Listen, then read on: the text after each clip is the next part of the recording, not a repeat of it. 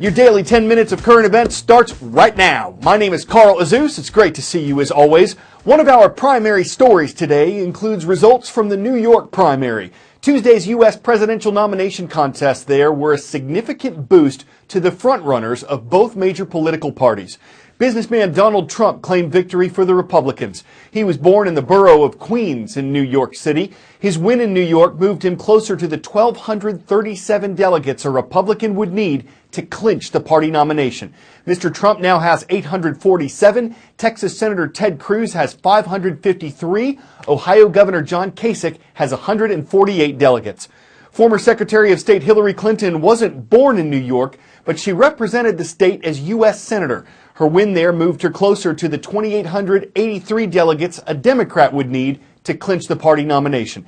She now has 1,443 pledged delegates and 487 superdelegates. Vermont Senator Bernie Sanders has 1,183 pledged delegates and 40 superdelegates.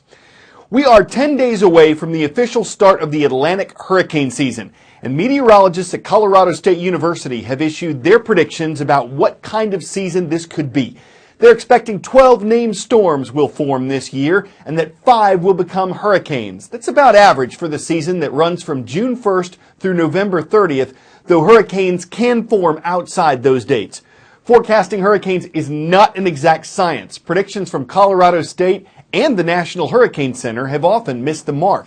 Still, they can help Americans and relief workers prepare in advance. One additional complication this year, though, El Nino, the natural warming of Pacific Ocean temperatures that can affect weather patterns all over. El Nino is weakening, and that could increase hurricane chances in the Atlantic or make them just entirely unpredictable. El Nino and La Nina play a critical role in the weather not only around the U.S., but around the world. Now, meteorologists don't have a crystal ball, but looking at La Nina and El Nino can give us a good indicator of the weather patterns over the next couple of weeks and even months. Let's take El Nino, first of all, a cross-section of the Pacific Ocean, and you can see all the deep red. When the trade winds relax, warmer than normal waters are able to spill to the eastern portion of the Pacific, bringing stormy conditions to the west coast of the U.S. as well as South America along the equator. Very different from a neutral year. You can see the Pacific Ocean imbalance, our normal upwelling in the eastern Pacific and warmer waters in the western Pacific. La Nina has more upwelling than normal, and so you can see all of this cool water spilling over much of the Pacific, warmer than normal waters in the western Pacific, bringing stormy conditions there. But it's not just the Pacific you need to keep in mind during these years, it's the Atlantic as well. The jet stream rides farther to the south during an El Nino year, increasing that wind shear and bringing us fewer than normal hurricanes in the Atlantic and more than normal in the Pacific typically. And during a La Nina year, we could see an increase in hurricanes in the Atlantic and fewer in the Pacific. That jet stream riding high to the north, creating a little less wind shear. By the year 2020, there will be a new face on the U.S. $20 bill. Treasury Secretary Jacob Lew made the announcement yesterday. The Treasury Department has the authority to decide who appears on U.S. currency, as long as the person is deceased. And though the image of former President Andrew Jackson has been on the front of the 20 since 1928, it'll be moved to the back of the bill, the front replaced by a prominent abolitionist and women's rights advocate named Harriet Tubman. A former slave, Tubman escaped to freedom in 1849 and then led hundreds of other slaves to freedom through the Underground Railroad. It was a secret organization of safe houses that helped them move from place to place on their way to Canada. After the Civil War, Tubman ran a home for orphans and the elderly. Secretary Lew originally proposed featuring a woman on the $10 bill alongside former Treasury Secretary Alexander Hamilton. But after the public had its say, he decided to overhaul the 20. Tubman is not the first woman to appear on U.S. currency, but she is the first on paper money in more than 100 years. Coast to coast and overseas, we're covering some ground on today's roll call. Camarillo is a city in the Golden State of California, and Rancho Cambana High School is there. It's the home of the Monarchs, and Monarchs rule.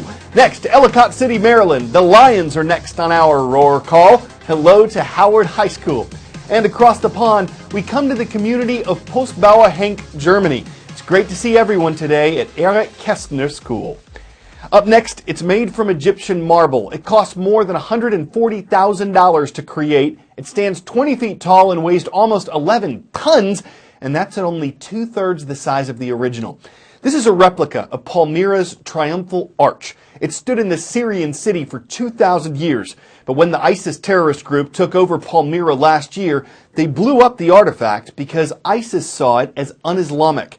Critics have questioned the value of recreating the arch, but that value is symbolic to supporters in the city where it now stands before it's shipped and displayed around the world. The triumph arch of the ancient temple of Bel in Palmyra, blown up by ISIS, now recreated and unveiled on London's Trafalgar Square. The triumphal arch of Palmyra. London Mayor Boris Johnson called this effort defiance against terrorism.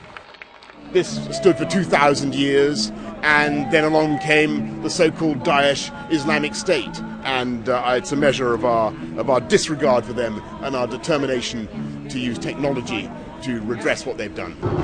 Palmyra was one of the most well-known and most visited ancient sites in Syria until ISIS overran the area in 2015. But before the extremists could reach the town, Syria's antiquities minister, Maumoon Abdul Karim, led a covert operation to evacuate many of the ancient statues, frescoes, and other items. The effort to recreate the Triumph Arch was spearheaded by the Institute for Digital Archaeology, using 3D printing technology to make it look and feel almost like the original. Those behind this project say they believe that this technology could also be used to recreate other ancient artifacts destroyed by terror groups like ISIS. There's also critics who say that no matter how good the replica is, it can never replace an original.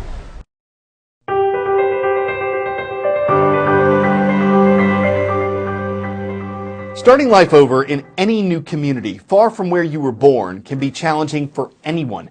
Add to that a language barrier, little or no previous education, and the often horrifying memories of living in a war zone, and you have the kind of young people that Luma Mufla has been working to help for more than 12 years.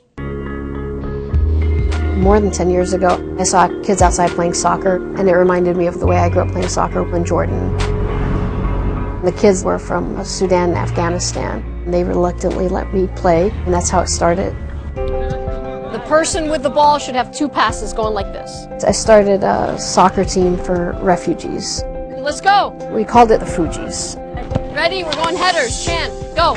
We're giving them a sense of belonging. Nice. All the kids left their countries because of war. They've all seen horrible atrocities.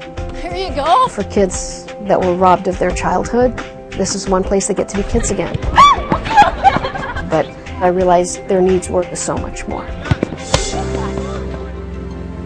So I started a school for refugee kids. Good morning. They struggle academically and emotionally. Our curriculum is tailored to address their individual needs. So does this make sense now? They've experienced so much, and they need to heal. When I first came here, the kids at my school, they were very mean. They said, go back to Africa. I felt really, really angry. Coach Luma shoved me a lot. Is the now. My grades have dramatically improved. I'm planning to start college on the fall. I don't think I'll be the young man I am today without Fugees. All 3 were standing. A good coach pushes their players to be excellent at everything that they do, but there's so many things stacked against them. I'm trying to give them all the opportunities that they deserve. 1, 2, 3. Go Fugees!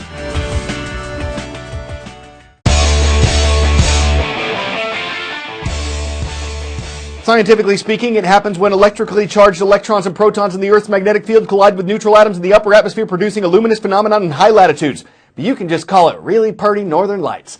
And while you'd normally have to travel to Canada or Siberia or Alaska to see these, NASA's provided this time-lapse video of what they look like from the International Space Station. So, an astronaut's eye view of the aurora borealis.